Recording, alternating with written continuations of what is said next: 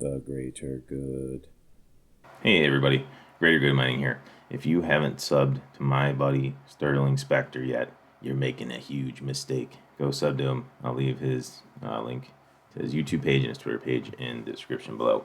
Thank you, Sterling Specter, for asking me on for an interview. I really appreciate it. I had a great time talking to you. Without further ado, the interview goes a little something like this. Hello guys, welcome back to another video, and today we've got an interview with Greater Good Mining. So if you don't know, his channel links will be in the description. You should go check him out. I've shouted him out on a couple of videos recently, and he's got good content around ASICs, FPGAs, and GPU mining. So I'd like to give a welcome to Greater Good on this first interview of his. Just introduce yourself and say what your channel's about. Hey, thanks for having me, Sterling Specter. I've been watching your channel for a while. I really appreciate you having me on. Yeah, my channel, I'm just a small channel. I've been trying to grow it since just May. My wife actually is the one that encouraged me to start it. She knows I've been into this crypto stuff for a while, and she encouraged me to start it. So I started really small, just like I put my origin story on there, and my first videos are pretty sloppy, but I've been trying to work on improving them. And I started with some rig builds just to get my feet wet, and now I'm kind of trying to improve the dynamic quality and just like improve the content. So it's a work in progress, I guess you could see. Yeah, it's a long journey, coming into YouTube and just kind of getting the ropes in. Yeah, definitely. So how did you start your mining journey, first off? So my journey is probably similar to many others. I'd been hearing about Bitcoin for years, and if I remember correctly, in 2016, my brother-in-law was telling me more about Bitcoin, and it sounded really intriguing to me. I truly didn't understand it at that time. I didn't really know what it was all about. He just kind of told me some about it. I researched it a little bit. I ended up getting like a Coinbase account. I bought about $1,000 worth of Bitcoin, and it was exciting because it was going up, and I just was watching it going up. I'm like, wow, this is great. It was my $1,000 investment turned into $1,400 in a very short amount of time. I kept watching it, and it started going down. I didn't understand market cycles. It was $800, then $600. So I thought, bummer, but I hodled it before I even knew what that term meant, really. Right. It went back up to $1,000 eventually, and then I ended up selling it at 1,000. So that was my first impromptu lesson on resistance levels, I guess you could say. So I didn't think about Bitcoin for a while. I just kind of sold it and then forgot about it until this last bull run. And I was getting out of my car, just going into the store, and I was sitting next to a gentleman in an old truck. It was beat up. He looked like he'd been working his whole life. Hard worker, construction guy, ladders in the back, paint cans, all this stuff, working really hard his whole life. I was getting ready to go in the store, and a guy pulls up in a Maserati, like a young man. And then the old man was very kind and polite and just asked the young man, how can you afford a Maserati at your age? And yeah, the kid just said crypto, and that was it. And he walked away, and I was like, it just sparked my interest again. He just said one word, crypto. And I went down the rabbit hole after that. My wife was driving us home that day, and I started looking at the price of Bitcoin. It blew my mind. It was like 64,000 or 60,000, I think, at that time. When I got into Bitcoin, my first buy-in, it was 11 grand. So my $1,000 would have been 11. 6x. Yeah. So I mean, I just went down this deep rabbit hole with crypto, and I wanted to try to learn how to mine it. I wanted to know everything I could find out about it. So that's how my journey started. I just kind of became really focused on it, and I knew you could buy it. I knew you could mine it. I was like, I want to learn how to mine it. So that's kind of how it all started for me. Right. It sparked my interest that day, and it never stopped. Right. So when did you start mining, and what was your first coin that you mined? So I started like mining. What year? It was late 2021. Towards the end of that bull run, I started getting into building my own rigs. I did a rig that I made it out of. I actually bought my first mining rig used. Okay. I had two 6600s and 5600 XTs that I bought just to like get the rig in my hand so I could learn more about it. So I was mining Ethereum, and I was using NiceHash because I didn't really know how to use HiveOS very well. I was just using I was doing Windows mining I used Windows to mine Ethereum on nice hash with that first rig, and I just didn't like how unstable it was. I couldn't get my overclocks to sit right. I was using like MSI Afterburner, and Windows kept trying to update. I'm sure you probably know the frustration if you've done that too. So I was like, I got to do my own thing. I got to figure this out so it's stable. So I started getting into Hive OS, and I built my own rig out of an old computer that I had laying around. So my first rig I bought used to learn, and then I got to the point where I felt comfortable enough building my own rig, and I had this old HP desktop sitting around that had 4 slots, and I expanded it to 6 with like an extension, and I started mining Ethereum on that Hive OS, and I just like Hive OS better than Windows mining. It's just more stable. So that was my first rig that I built myself, was out of an old HP desktop computer, stripped it down, took out the hard drive, put in a new hard drive, got a power supply unit for it, all that. All right.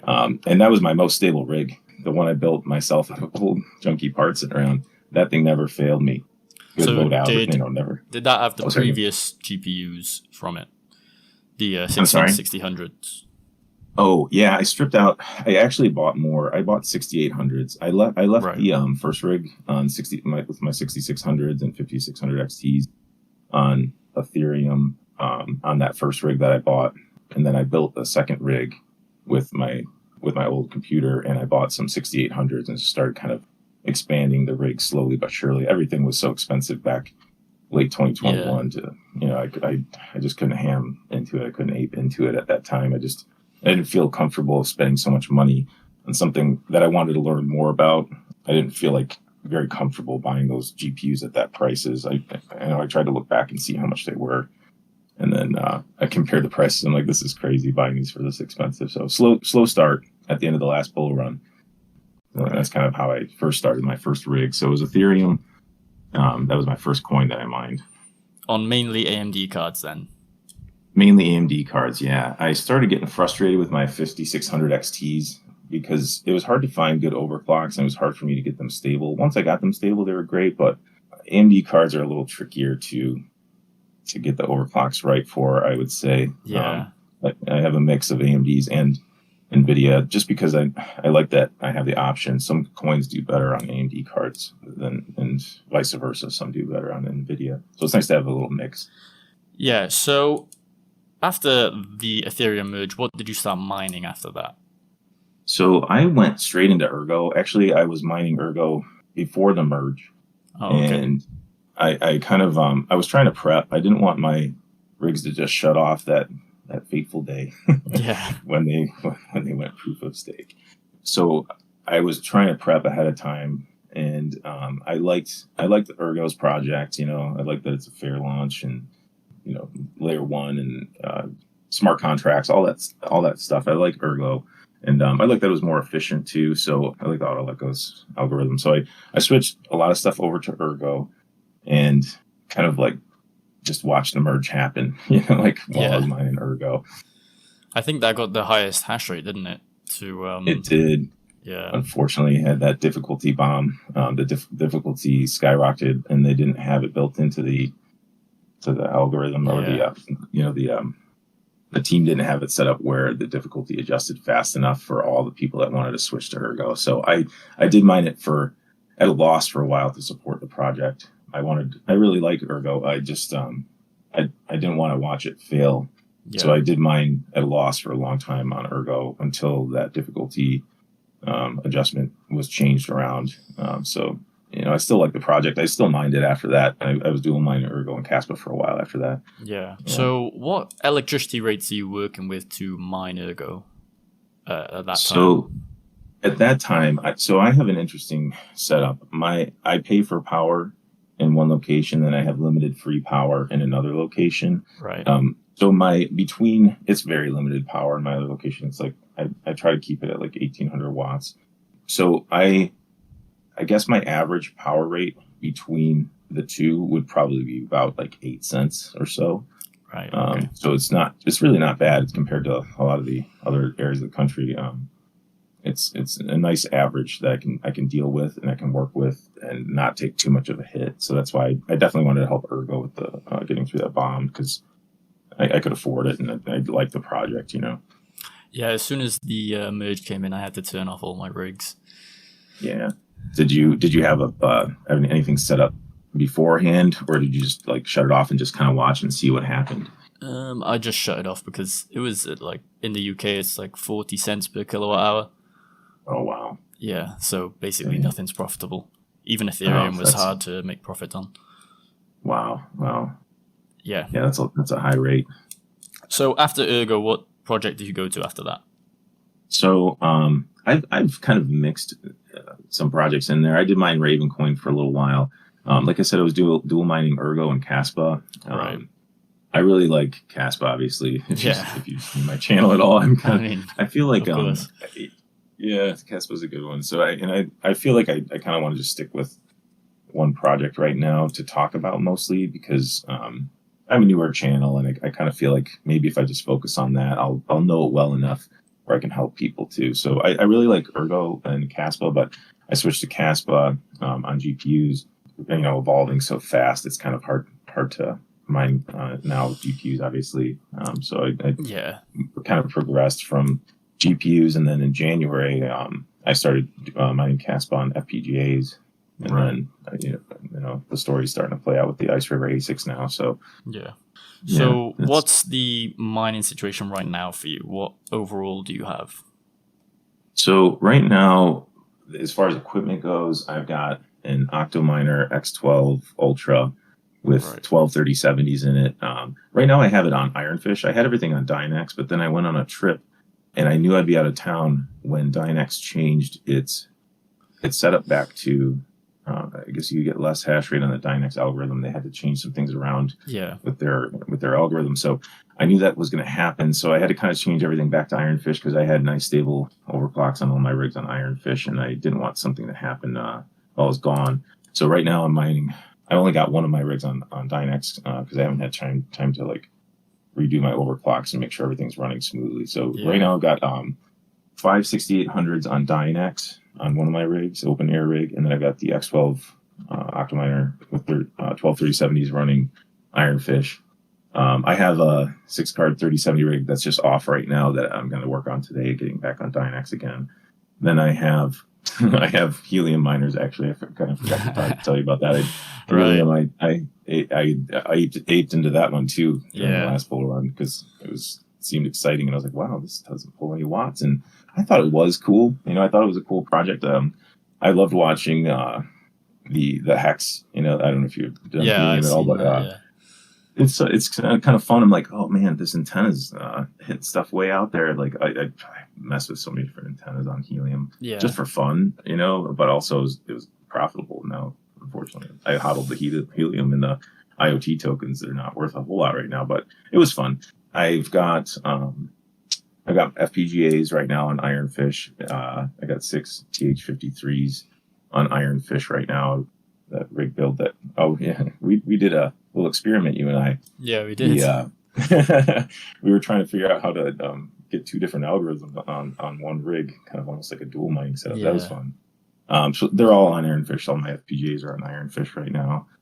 And then I do have 2 KS0s, IceRiver KS0s on Kaspa, and then I have 2 IceRiver KS1s on Kaspa, and then I do have a KS3L for Kaspa on the way. It should arrive in the next week or so, but I have to kind of rearrange some things, get my power set up appropriately so I can run both KS1s and the KS3L. So that's another job I got to do today, is rewire some stuff so I can make sure that I've got good power for all those heavy, so ASICs.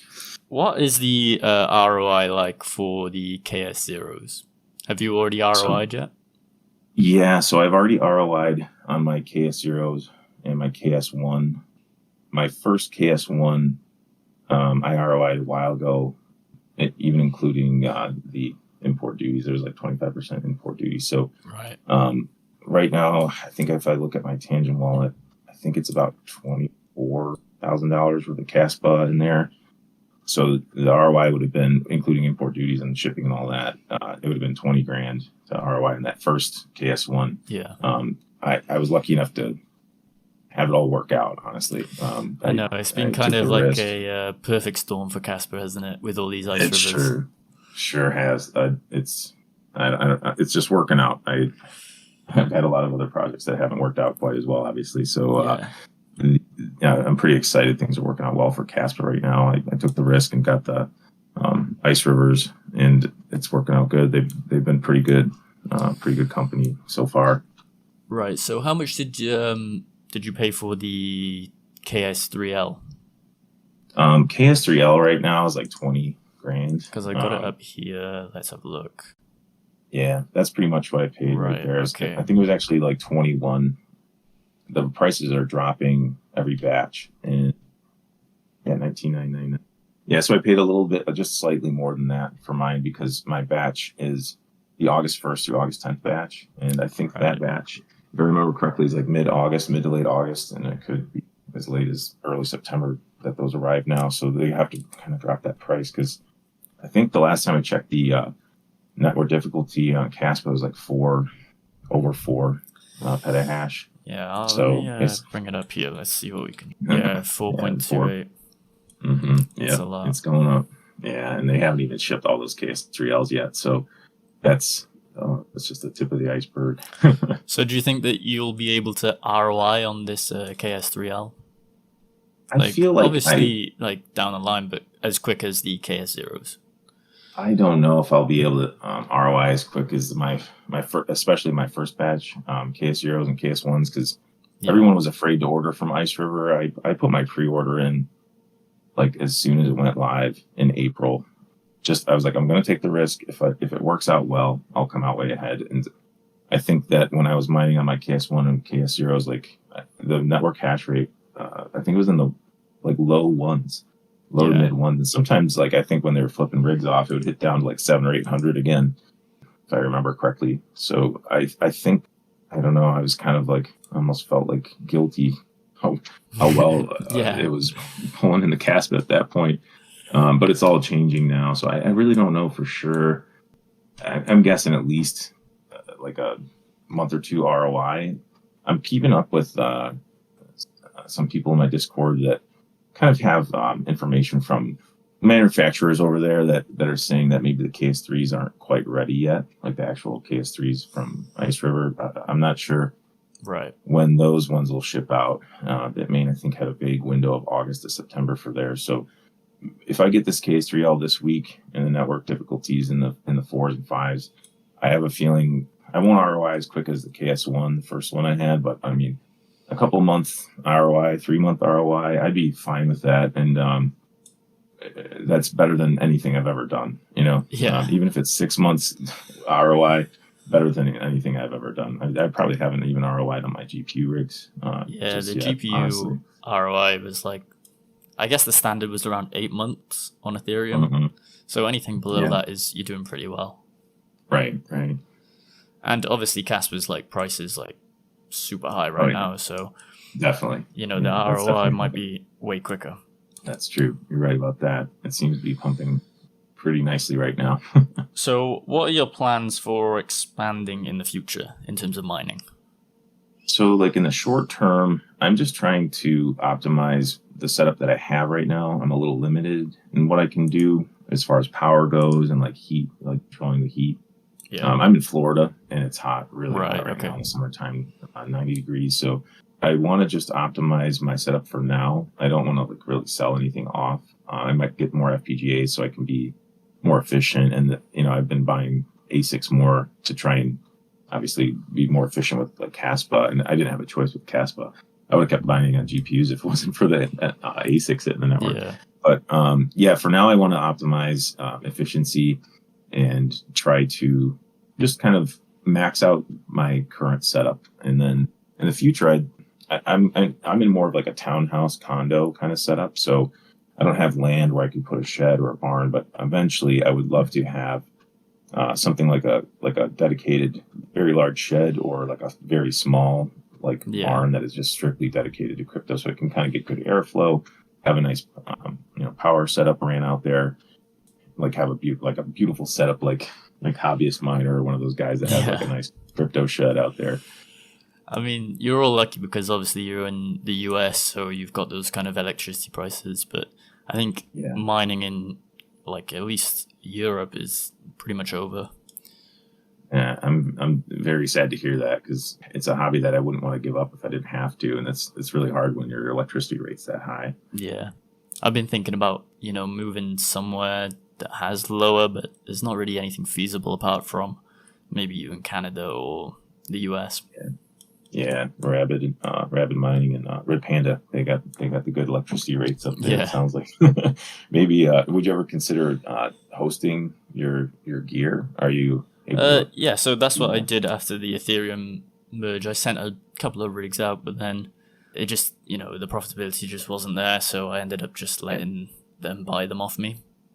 Oh yeah. So they gave me a good price, so I was like, yeah, fine. Yeah, that's good. I mean, sometimes you just have to kind of cut the losses and try to come up with a different plan. That's and it's hard to let go of like your miners, because you feel like if it goes off in like 6 months, you'll regret selling them. It's almost like reverse FOMO. Yeah. Like, oh no, I sold off all my stuff, and now that coin is pumping that I was mining, and I could have made this much. It's tough, man. Yeah. So that's just the plan in the future. Is it just have some sort of farm, a small shed, basically? Yeah, I'd like to get. Right now, like I said, I'm in a townhouse, but I'm wanting to get like a property, or at least like I said, kind of like a large shed with power ran to it, and just kind of have a dedicated area for these miners that isn't like so limited. I'm limited what I can do. I can't modify too much because it's a townhouse. It's not like my own house and land where I can do whatever I want. Now, in the future, do you see mining or like both mining and YouTube being part of your main source of income?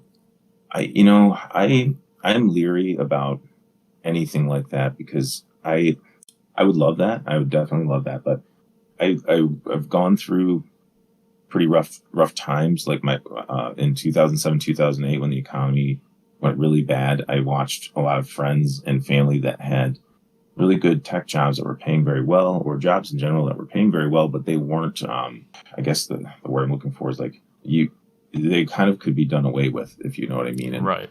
I got into the medical field because I knew I would have steady income. I can't be really replaced by someone else or, a machine, I guess you could say. Yeah. So I would love to have YouTube and crypto be a primary source of income, but I know what can happen when markets go bad. All it takes is for like a real bad black swan event to take out these kind of, we're experiencing it pretty bad right now with the bear market. But I think I'll always probably have my primary source of income be a steady job in the medical field, but I would love to have it be, maybe I could do it like part-time or just hold on to it, make sure I don't let like licenses lapse and things like that. But I would love for my hobby to be my job. I think that's probably everybody's goal. Like then you don't work a day in your life. So you just do this every day. You're just having fun and interacting with people like you that are interesting and into the same things. I would love that. Yeah, so I thought about this a lot because I was making a lot of money when Ethereum was like just going up. So I started mining maybe 2019 for Ethereum, so right before the bull run, and then I just had this like kind of realization that maybe this could be my main source of income, and then obviously it goes down and you're like, maybe I should not be so optimistic about it. Yeah, it's a roller coaster ride sometimes, but yeah, it's like I'd love it to be like a very large like part of my income, and I just always want to have that backup because, like I said, I've seen too many people get burned.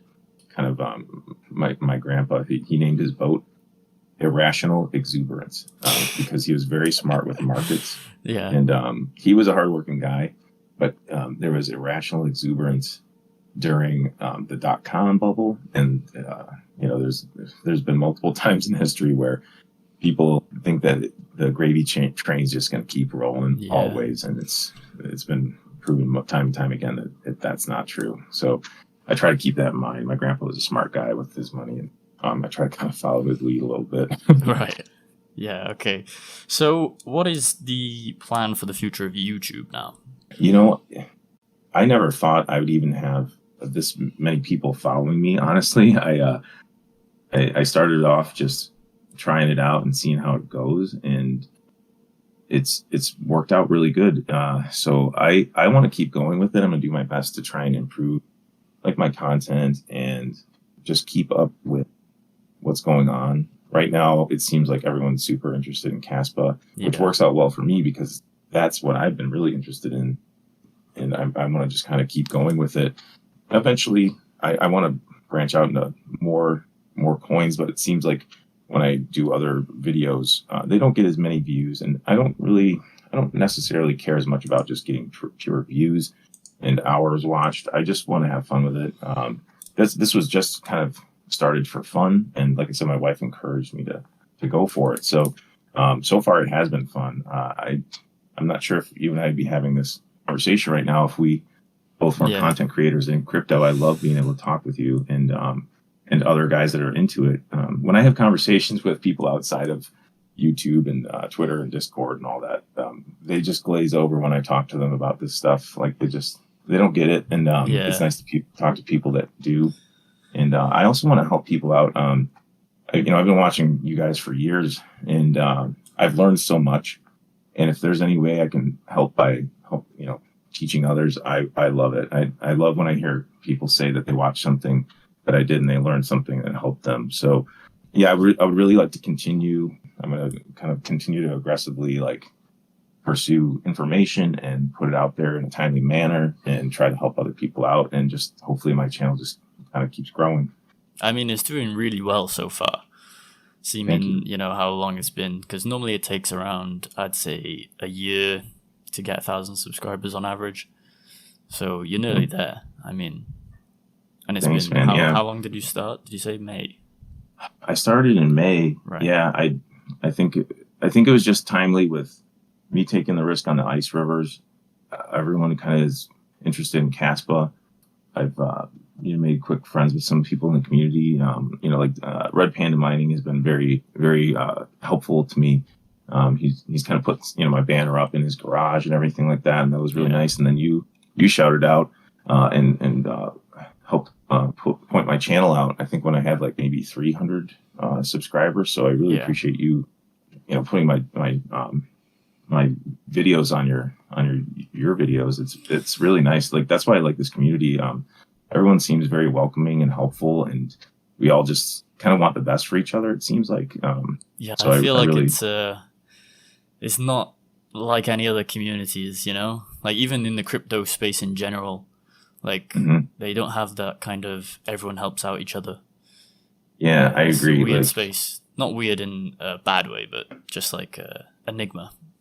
Yeah, it's definitely unique. I didn't expect it to be this way. I kind of thought maybe I'd try to put my videos out there and be on Twitter, and then maybe people would be cutthroat or give you a hard time if you got something wrong. Everyone's just helpful. They're like, hey, this is, if you mess something up or if you say something wrong, people are so far been pretty good about helping you and guiding, and that's what I want to do for other people if I can too. Yeah, I feel like a lot of other spaces are kind of cutthroat, but this one is very nice community. Definitely, yeah. So, do you have any sell targets for any of your coins, or are you just going to hold them forever? So it's hard because the coins that I'm into haven't really hit a bull run, and they're newer tech. Kaspa's newer tech that hasn't hit a bull run. Dynex is newer tech, hasn't hit a bull run. In my mind, for some reason, not financial advice, of course, I'm picturing Kaspa hitting $1 in the next bull run. In my mind, I just see it getting that kind of momentum. It's a nice, clean project. I just kind of in my mind, that's where I see it going. Right. But obviously, we don't know for sure. But I just feel like it's such a good project that it's going to keep going up eventually. So my target, I guess, for Kaspa would probably be $1 in my mind. I just got that locked into my brain, but I'll probably DCA out or start DCAing like returns. And obviously we have to watch the macro and the market and everything. But maybe after the Bitcoin halving, like a year after the Bitcoin halving, is kind of like what I'm thinking. I'll start DCAing out so I don't FOMO and sell and then or reverse FOMO. Maybe. Yeah. Everyone's thinking that obviously, like, if you've been in this space for a while, you kind of see how the market cycle works. And after a halving, you've got maybe a year or so before. It's mainly when Bitcoin miners jump off the network because of the halving, they're not profitable anymore. And then over time, the price of the coin goes up, mainly Bitcoin, and then everything else follows that. So you kind of want to wait until these miners jump back onto the network. And that's when, I can't really tell which happens first in terms of miners jumping on the network or people, pumping Bitcoin a bit more. But it was a perfect storm in, I believe, 2021, just because the amount of cash that the US government was giving to people, and a lot of it flowed into cryptocurrency. Yeah, that's something that I was like wondering about too. Like, is the next bull run going to be maybe slightly disappointing? And just because all that cash that was pumped in, be nearly as much liquidity in the market. But I guess time will tell. Yeah, I suppose so. So do you have any opinions on these smaller coins? Like, would you ever be mining like Kyler coin, Octa, or any of these? Have you mined a lithium yet? I haven't mined lithium, but I would consider it because I believe it's Blake 3, correct? Lithium is Blake 3, like Ironfish. I would consider mining a lithium.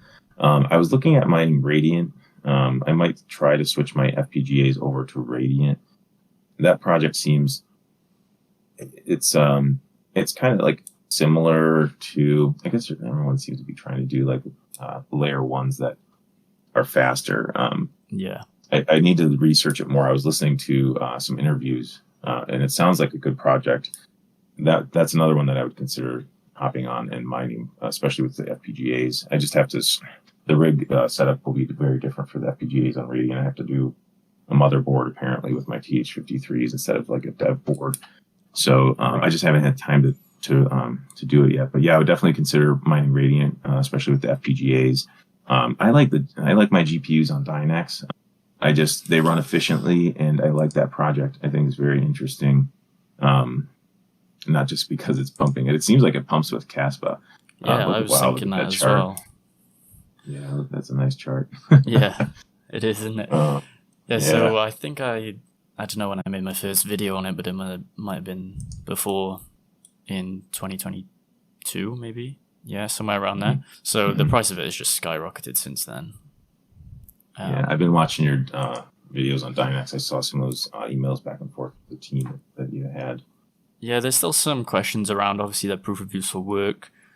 But there was a video that I saw, I think it was from Yeti Crypto, and it was going over like the tech behind it and kind of proving how to use it. But for somebody that's not exactly like technically aware of what they're talking about, I didn't really understand it too much. Yeah, it is confusing. Yeti's great.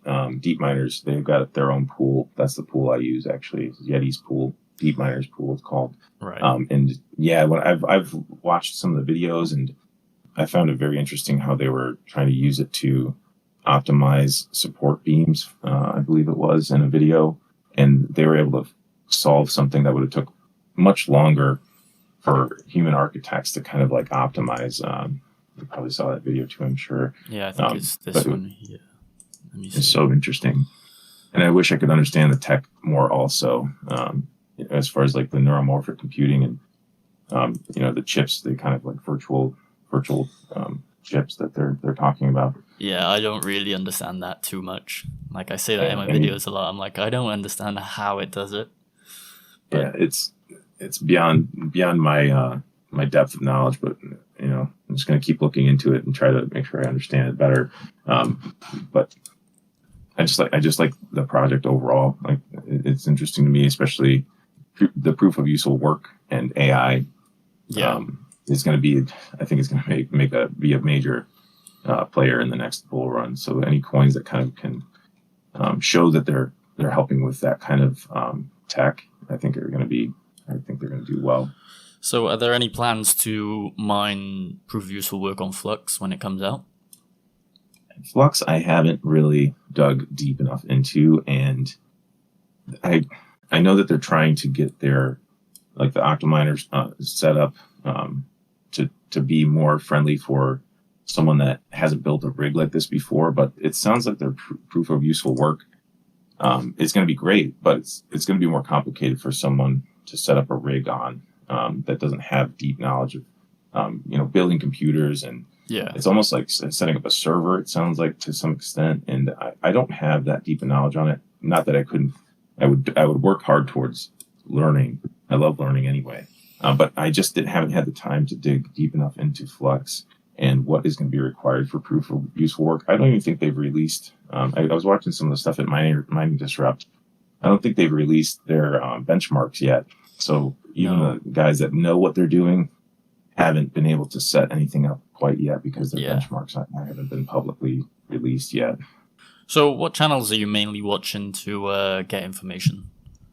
Well, I do watch yours a lot. I like your breakdowns on everything. Right. I watch Red Panda. I watch Rabid Mining. I watch Son of a Tech a lot.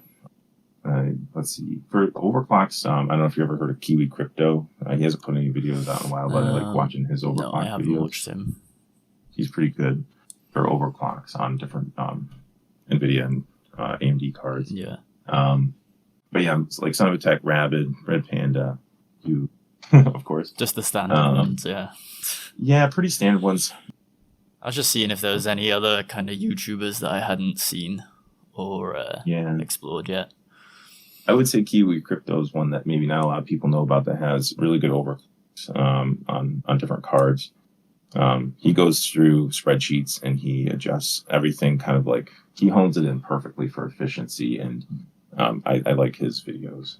Right. Okay. So lastly, what is your most viewed video? Sorry if I'm like prying into this, but no, I don't mind at all. Here it is. So IceRiver KS video. What did you feel like when you had that amount of views? Because obviously, like as a YouTuber, you're small and you think, this is not going to get views, but then, it starts to pick up. What do you feel like after having that amount of views? I actually didn't even realize how many people had watched that video. That's a lot of views, that is. I didn't even know it was that many. I haven't really been, I didn't look back. That's pretty awesome. That video was like impromptu. I hadn't set one of these up before. No one had them in their hands at that point. And I was so tired that day too. I worked, I think if I remember correctly, I worked all day that day and it arrived, and there was no way I wasn't going to try to set it up. So it's funny because it's not my best work, I would say, that video. And so many people have watched it, and like, I think I even hooked up the, I hooked up a USB to it because I thought maybe I'd have to update firmware, and it wasn't even necessary. Right. But it's too late for me to clip it out of the video. So it was such a raw video that I just threw together real fast because I was so excited. Sometimes they do the best.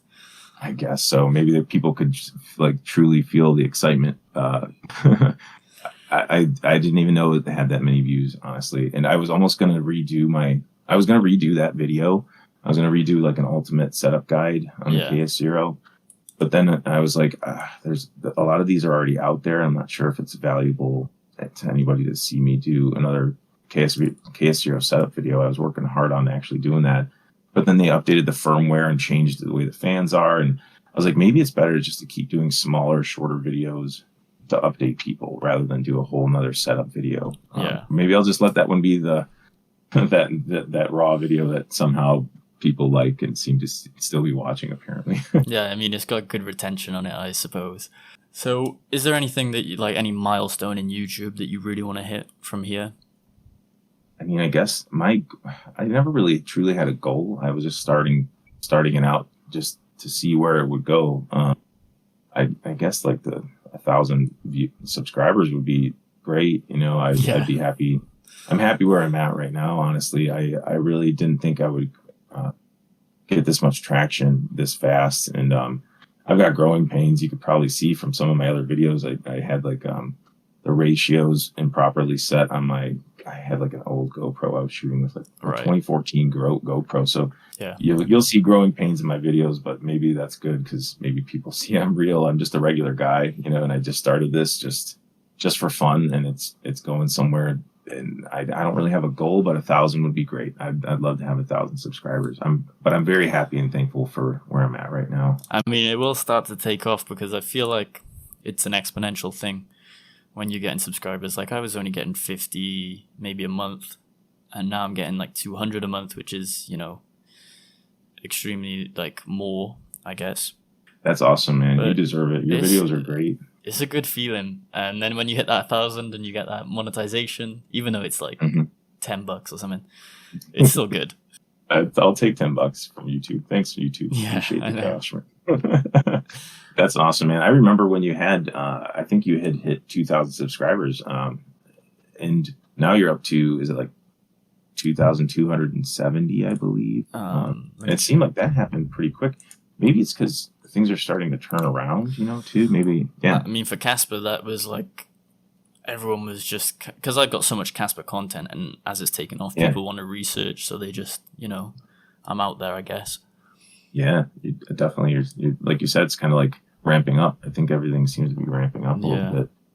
Anyway, that was it for the interview. Unless there's any other questions you want to ask. Do you have any tips for me, buddy? that would be the question that I have for you. Tips for you in terms of what? Yeah. I guess for YouTube. Just consistency. Do you what are you doing with tags, or are you putting any tags in your videos? So I just started doing that actually. I started looking up YouTube videos on like the SEO, the search engine optimization, and it just blew my mind. It was a whole different world that I didn't even know about, and I just started doing some of that about a week ago, where I tried to start putting in words that made more sense towards the top of my description. Yeah, that went with the title, and I was just trying to follow their suggestions, like the tags, like you said. I never tagged anything in my video. Didn't put one tag in until maybe a week ago. Okay. So yeah, thank you for the tip on the tags too. Are you actively going back through your videos and adding tags in through there or not? I've been working on it. Yeah. Right. I've been trying to, maybe once a day go in there and start blasting through and changing the descriptions. I have my link to my Twitter page at the very first sentence of all of my videos, and I was like, oh, yes, that's not a good idea. I didn't realize, had no idea.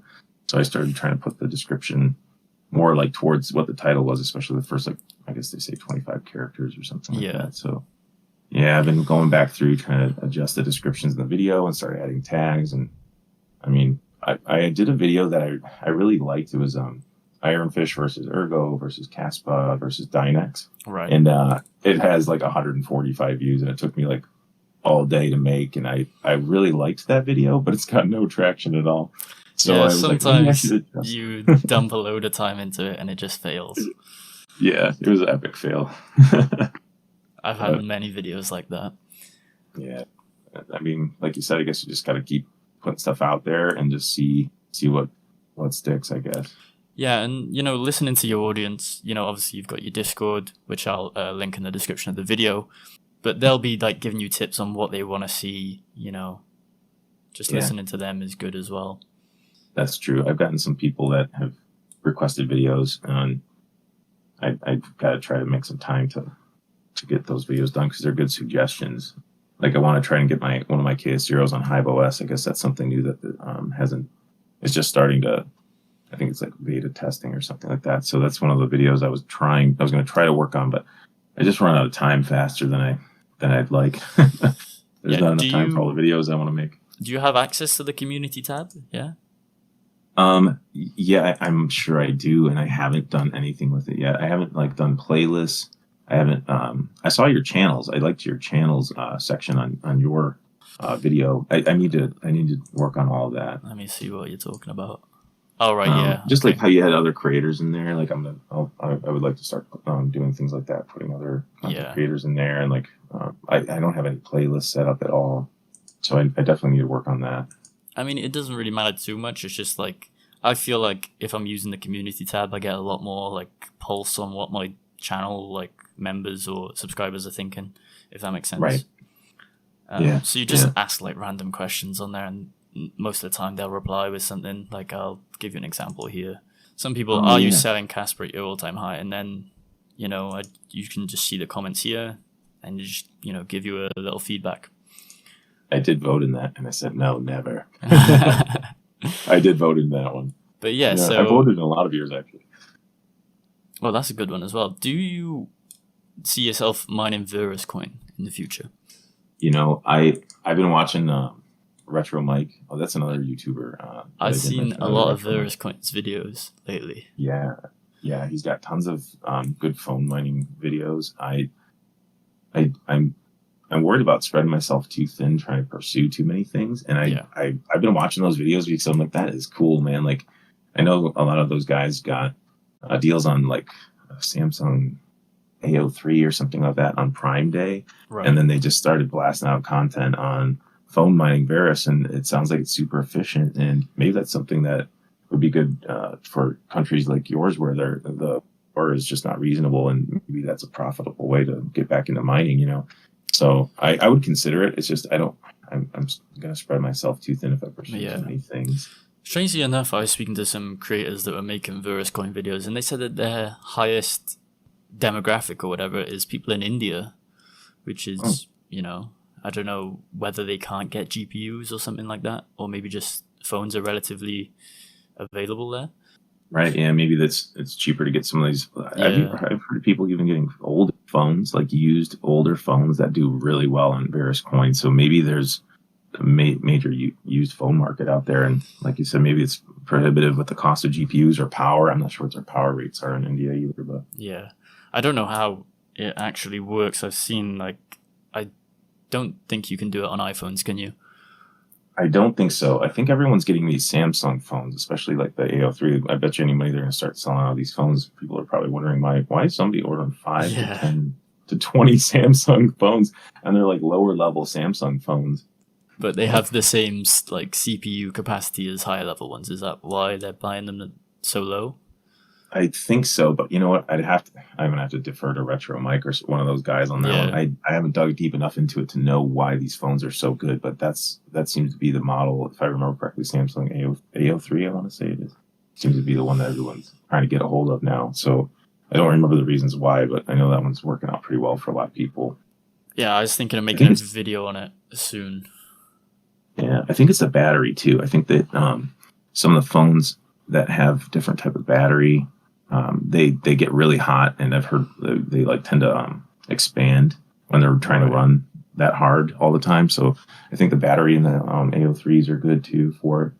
And you have to have it constantly plugged in, right? Yeah, you have to have it constantly plugged in. I think they usually set it up where you can shut the phone screen off to save power, so the screen's not always on, if I remember correctly. But yeah, the phone has to just be plugged in constantly. And I think some guys are setting up like coolings, like fans, and like I want to say I thought I saw somebody put one in like a server rack at some point. Like the fans running. It's getting serious. If it works, it works. It works. Yeah, exactly. If it works, it works. It's getting serious. These phone miners are getting serious with this stuff now. I don't know how long that coin's been around, but I used to think that phone mining was definitely a scam. Probably like 2 years ago. I didn't think it would be possible. Yeah, I didn't think so either. But now it's definitely out there. I've even seen videos. I think it was a long time ago. Somebody was like mining with their Tesla because they had it plugged in, and I want to say they had something set up where they were mining with their Tesla, and I can't remember the details of it. It blows my mind how resourceful people are. Maybe that's all they could do at the time, and they just figure out what gear they've got laying around. And they're like, I could probably try to figure out how to mine something on this. Way beyond my skill set to try and dig that deep into like computers and software and figure out if it's something could be mined on it. But I suppose you crazy. Could mine with anything that's got a CPU in it. That's true. Yeah, that's true. It would have to be something around the hardware, just like taking off the OS and then rebooting it with a different OS. Right. Yeah. Yep.